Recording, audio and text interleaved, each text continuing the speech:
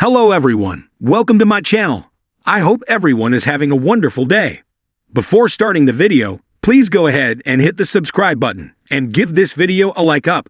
Today on The Young and the Restless, Chelsea questions Adam about Sally, Phyllis, and Sharon phone home before questioning their captor's endgame. At the ranch, Nick tells Nikki and Victor that Sharon is missing again. Nikki gasps. What? Nick adds that it's not just Sharon this time. Phyllis is missing too. Nikki wonders what Phyllis has done now and questions if Sharon did something to the redhead after being triggered. Nick shakes his head. She's back on track. Victor asks how long it has been. Nick says it's been over 24 hours and both missed planned meetings. Nikki hopes it's a strange misunderstanding or a coincidence. Anything else is too frightening. Nick needs extra help from the ranch security team. Victor grants his request. Nick wants to find them, so everyone can put the fear and worry behind them. In the abandoned mental institute, Phyllis hollers at the speaker up on the wall for going silent. How do we win? How do we get out of here? Freak. Sharon warns her to ease up on the insults, but Phyllis isn't looking to be friends. Sharon tells they need to figure out how to get out of there together. That's how they win the damn game. The speaker starts playing the same song again, and Sharon is sure it means something to both of them. But what? Sharon is sick of being messed with and won't let it happen again.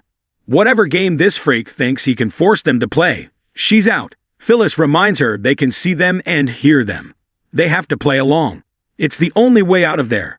The music abruptly stops. Sharon says, "Makes sense." She tells the speaker, "Oak, we're in." The voice says, "Excellent decision." Phyllis wants to know the voice's identity, but he insists it has no bearing on the game. Sharon asks how they win. He directs them to the safe. Phyllis walks over to it and finds a birthday card. They wonder if it's their captor's birthday. Is this his idea of a party? The buzzer blares loudly, and they cover their ears. Phyllis tells Sharon she offended him, and he turned off the mic. They puzzle over the riddle on the card, guessing it will give them the code to the safe.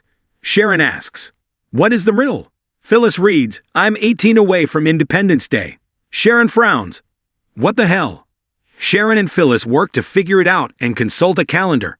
Sharon says, July 22nd, and the music starts up again. Sharon wonders if the song is connected to the date. Phyllis walks over to the safe and puts in a code. It opens. Inside are cell phones. Phyllis reaches for it, but Sharon warns it could be booby-trapped. She wryly notes, "You're all I have, Phyllis." Phyllis pulls out the phones. One has an S and the other a P.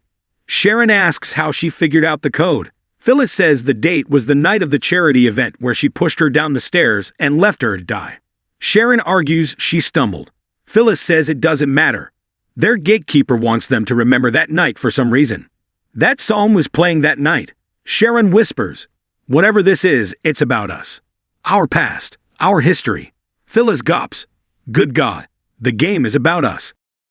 Phyllis declares that whoever is behind this knows them and their relationship. They are the game.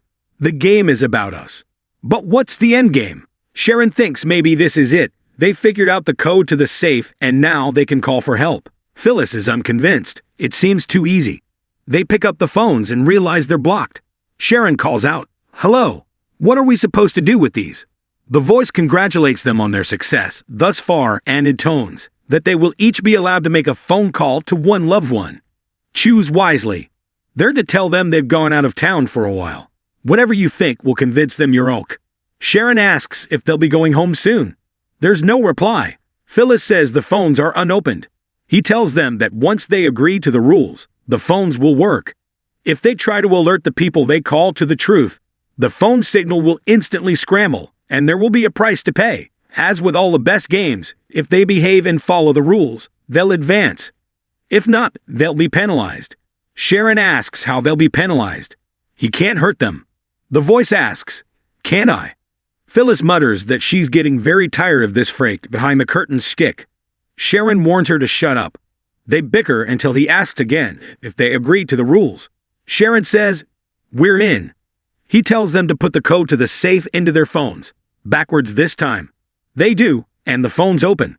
Phyllis decides she'll call Summer. Sharon doesn't want to call her kids. They'll be too afraid. Phyllis tells her to do whatever she has to in order to get the job done. Sharon will call Nick. At the old ranch, Chelsea panics over kissing Adam, who isn't complaining. She's not a fan of mixed messages, so she's sorry. Adam suggests they agree. It was a lovely evening. They're navigating the evening perfectly, kiss included. Chelsea just doesn't want to give him the wrong idea. She isn't ready to move quickly. Adam assures her they'll go at her pace. Chelsea tells him he made her feel really special tonight by being so thoughtful. She has hope and is excited for the future. Adam tells her he'll honor the whole going slow thing. They toast. To us. To surviving our worst selves. To finding our best selves, hopefully together. Adam marvels that she took a chance on him and accepted his invitation. They tease about being like grown-ups. Chelsea feels ready to try. After Chelsea's cleaned up, Adam hands her a glass of scotch. They toast, drink, and then sit on the sofa to chat about her wing of the house. Chelsea abruptly tells him she wants to know if he's truly over Sally, if there's even a flicker. Adam tells her there's not even a flicker of a flicker. Chelsea doesn't feel he and Sally have found the same peace she and Billy have. She can't let her heart get shattered because he's not fully over his ex. Adam insists there's zero chance of her getting hurt.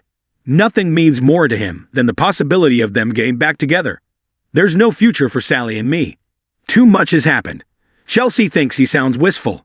Adam admits he has regret. She understands. She feels the same way about Billy. Chelsea wants to talk about the night they hooked up. Maybe it wasn't as innocent and random as they let themselves believe. Adam has wondered a lot about that night. He thinks that Sally saw the truth before he did. She was convinced that he still had feelings for Chelsea and hammered him to be honest with her. He denied it until he couldn't anymore. He believes their history was with them that night. He hates that it hurt Sally. Billy not so much. Adam wishes he handled it differently, but doesn't regret what happened that got them to this point. Chelsea teases that he'll have to keep working to win her over. Adam's glad to see her smile and relax as they reconnected. His goal tonight was to create another happy memory. Hopefully it's a beginning. Chelsea feels he's the Adam she fell in love with years ago. They kiss. Chelsea puts on the brakes and tells Adam the night was perfect. She thanks him again, and he says it was wonderful for him too. He'll make her dinner again. They banter about food, and he offers to walk her to her door. She says, "Absolutely not. I will see you in the morning." Adam picks up a rose and hands it to her. She walks out of the room smiling. Adam grins. He sits and thinks about Chelsea. As she takes off her earrings in her bedroom, smelling the rose, she smiles. At the ranch, Nikki assures Nick that Sharon and Phyllis will turn up. Nick's counting on it. Suddenly, his phone rings. He says it's a blocked number, but answers it. On the other end, Sharon tells him, "Greetings from Sedona." She says she texted the girls to tell them. He says they didn't get texts. Why isn't she calling from her own phone? She says she lost hers and got a burner phone. Nick says the girls will be relieved. They've been very worried. Sharon apologizes for upsetting them. Nick is glad she's taking some me time. He asks her to send a postcard. Sharon asks Nick to tell the girls she's in Sedona. She's tired from traveling and only has the strength to get into bed. Nick asks, "Is everything all right, Sharon? Are you sure?" Sharon says she's fine. She just needed time alone to process everything. She needed to go off the radar. Sharon asks him to kiss the girls and area for her and disconnects. Nick stands there frowning. In the mental hospital, Phyllis tells Summer, over the phone, that she's sorry she bailed on breakfast. She couldn't find her phone. She got a burner phone to call her. "Where am I?" She says she'll be honest with her. She's following up on some business leads. But she can't tell Billy. She wants to surprise him. Phyllis apologizes for worrying her. She just had to get out of town. She loves her and asks her to give Daniel a kiss for her. "I'll be home soon, all right? I love you." "Okay. Bye-bye." She hangs up and she and Sharon exchange an agonized glance. At the ranch, Nikki frowns. Sharon's in Sedona. She up and left without telling anyone.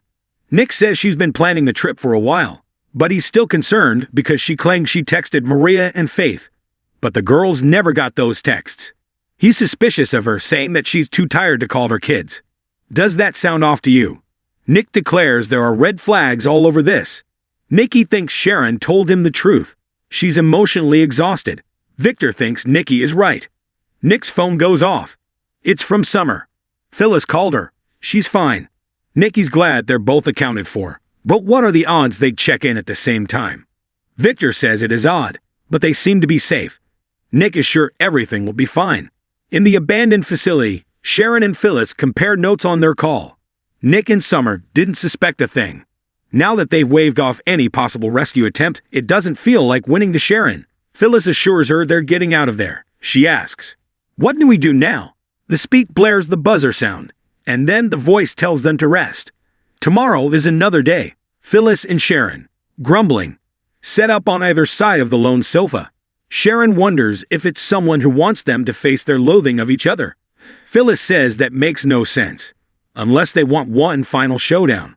Maybe they're not playing against the captor at all. Maybe we're playing against each other. Next on The Young and the Restless. Nick and Daniel keep a secret from Billy. Audra sets boundaries with Holden, and suspicion mounts about Sharon and Phyllis. Judge Judy selling Manhattan apartment as she looks to simplify. Here's what I learned from getting up at 5 a.m. during winter, and why I did it.